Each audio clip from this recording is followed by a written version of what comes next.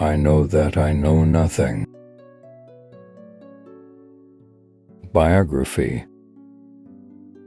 Socrates was born in Athens, which in the mid-5th century BC became the metropolis of Greek culture. Little is known about his childhood other than his poor origins. He was the son of a sculptor, Socrates, and a midwife, Fenrit, from whom Socrates would get the idea of childbirth for his way of doing philosophy. A grown man, he attracted attention not only for his intelligence, but also for the strangeness of his figure and his habits, portly with bulging eyes, torn clothes, and bare feet. He was considered the ugliest man in Athens. He used to spend hours immersed in his thoughts. When he was not meditating alone, he talked to his disciples, trying to help them in their search for truth.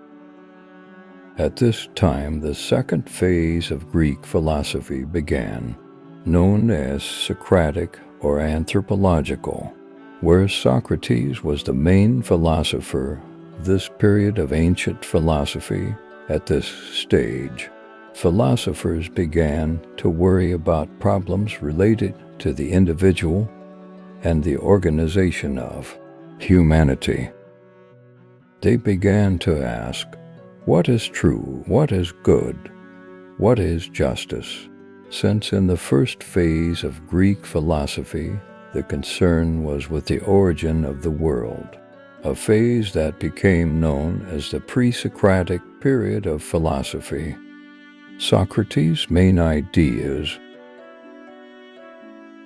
For Socrates, there were universal truths, valid for all humanity in any space and time. To find them, it was necessary to reflect on them.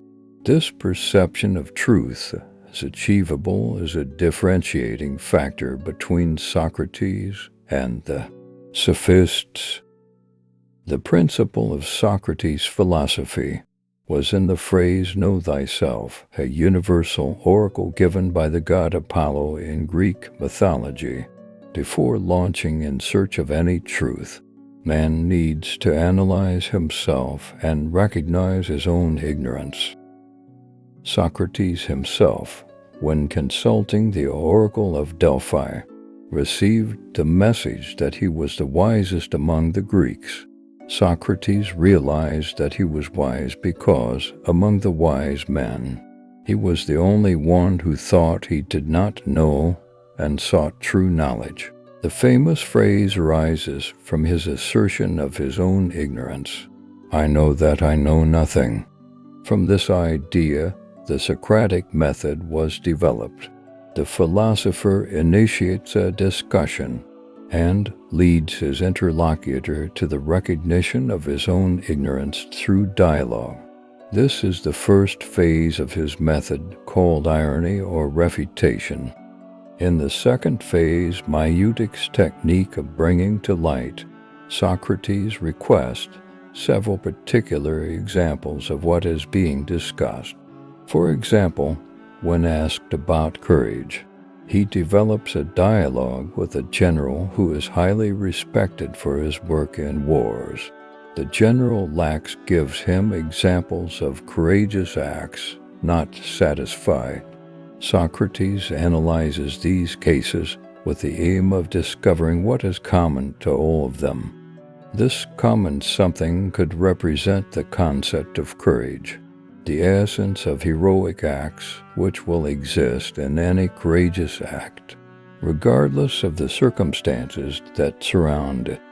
The bringing to light technique presupposes Socrates' belief, according to which the truth is in man himself, but he cannot reach it because he is not only enveloped in false ideas and prejudices, but also devoid of adequate methods. Once these obstacles are overcome, true knowledge is reached, which Socrates identifies as virtue, opposed to vice, which is due solely to ignorance. No one does evil voluntarily. The death of Socrates.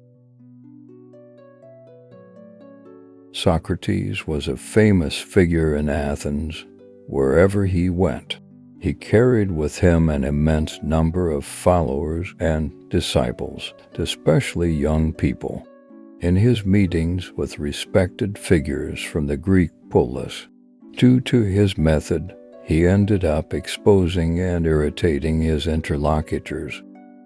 This behavior gave Socrates enemies.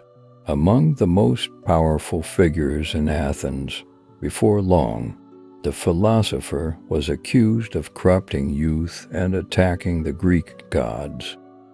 His trial was held in two parts. In the first, the vote on his guilt or innocence had a narrow margin in favor of his conviction, 280 to 220. Later, Socrates proposes the payment of a fine as an alternative penalty. This penalty is widely rejected, and the conviction is in favor of capital punishment. Socrates accepts the judgment and says goodbye with the phrase, "It is time for us to go. Me to death, you to your lives. Who will have the best luck? Only the gods know." Thanks for watching.